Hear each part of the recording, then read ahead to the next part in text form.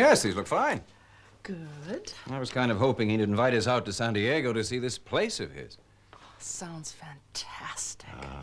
Where exactly is it? It's along the beach there at San Clemente, right up on the hills overlooking the ocean. My idea of paradise. Could I have a quick word, Richard? What's on your mind, John? You aren't really going to back one of these alternatives, are you? Now, just hold on a minute, John. If you recall, I just wanted you to look the Baroncelli report over. Nothing's been decided yet. Well, that's encouraging. Look, John, you're not going to start in on that same old argument, are you? Al did a fine job with that report. Try supporting him, or at least keep an open mind. Keep an open mind? Take it easy, please. I'm sorry, Richard, but more money goes into that subsidiary than any other in the entire group. And you know it, Lesley. And why? Because they're the most profitable, that's why. I just can't understand your problem. I'll tell you my problem. As chief financial officer, I'm not prepared to commit that kind of money to an overseas division when the risks are so great. Risks? What risks, John? The European market is booming. We can hardly keep up with it.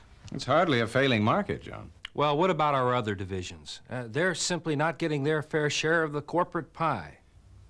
Okay, John, I see your point. Why don't we get Baroncelli over here and discuss this with him? How does that sound? Fine. He's bound to have given it some thought, and we can get it straight from the horse's mouth. Give me Baroncelli, please.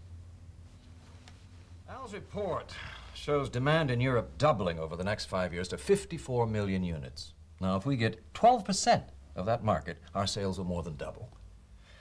Now, Microtron Italy's profits make up 50% of our group's earnings from watches, so we obviously have to grow with that market. The question is, how are we going to produce those extra units? Al, perhaps you could start? Thank you, Richard.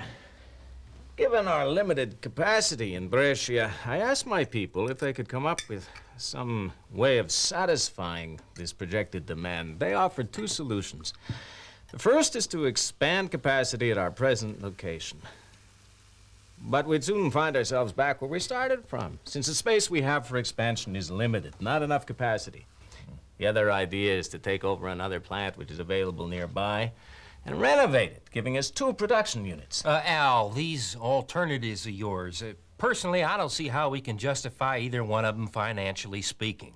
Now remember, you'll be reinvesting all your profits. Why don't you just run your facilities at capacity for a while? And lose out to our competitors? I can't accept that, John. I'm thinking about the future of Microtron Italy. I think, by and large, what Al is saying is there are sure signs of growth in Europe, and we shouldn't just stand by and do nothing. I agree with him. I think we should... Do nothing? You have got to be kidding. I'm as bullish as anybody when it comes to investment. Why, I have personally stood on a line. Please. As I see it, John's got a point. The Italian subsidiary's gotten a lot of help from us. Al, you've recently got the green light on new equipment and money to improve your production process. Which means that investment in our other plants has been minimal. Now we're talking about a further major investment here. John, why put so much money into Italy if we're not prepared to support it now? Doesn't make sense. Okay. Suppose we postpone any investment for 2 or 3 years, maybe. What then? It'll cost just as much, maybe more for the hardware then, but we'll have lost our place in the market. We gotta go for it now. There's got to be some middle ground here. John, supposing we said, just for a minute, that this expansion is necessary, how do we finance it? Well, off the top of my head, Richard, there might be a way of, well, for instance, cutting back on some of our other expenses. Like what? Well, the digital watch division has the highest product development budget in the group. If we could find some way to reduce that outlay, maybe I could find a way to... You've got to be crazy, John. Trade off future profits for short-term benefits? I have the shareholders to think of. I couldn't accept that. And I bet the board wouldn't agree to any cutbacks on key development work. Doesn't make business sense. Well, neither does spending millions on one plant when there are several other ideas in the works worthy of some consideration. Our Alabama site, for instance, could use the sort of investment being considered here and start showing a profit. Surely the shareholders would appreciate their money being placed in the area of highest profit. Look at the figures. I know the figures, Al. Nobody is suggesting that Brescia is dragging its feet in any way, but there are other considerations. Name one. Well, currency fluctuations for one. In Europe, we get less for more investment-wise. That loses meaning when it's compared to the potential growth and profits to be gained by expanding in Europe. I find it interesting that you mentioned the Alabama site. Oh, why? Alabama's your home state. Aren't you being a bit partial here? We all know how important the Alabama project is, but let's not lose sight of the group's overall objectives. And what does that mean? Just a minute, you two. Aren't we getting away from the subject? Now, let's get back to the main issue. That's fine with me. It's a simple matter of arithmetic. Well, my arithmetic tells me that a period of heavy investment in Brescia will only take cash away from other projects. It could jeopardize the profitability of the entire group. That would only be the case if we hit some snag or other. Can you guarantee that we won't, Al? Of course not. Nobody could guarantee that kind of thing. Could I butt in here a second?